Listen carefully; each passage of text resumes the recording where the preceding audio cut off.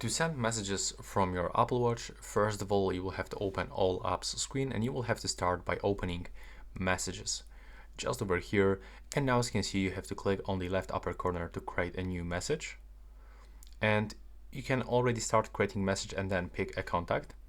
And you get like 3 options. You can use the suggestions to simply send a quick message. You can go for it one more time and click here to open the keyboard.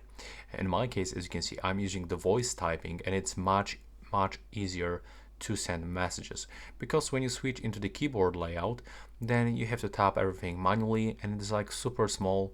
So I will highly recommend you to click here in the right bottom corner, click on this microphone icon, and now everything that you're gonna say, it will be displayed in this text over here. Now you can additionally add some emojis for sure.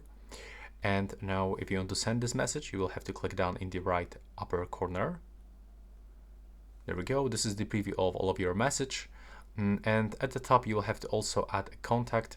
So you can input the number manually.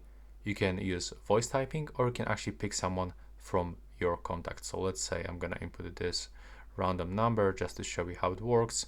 Click OK.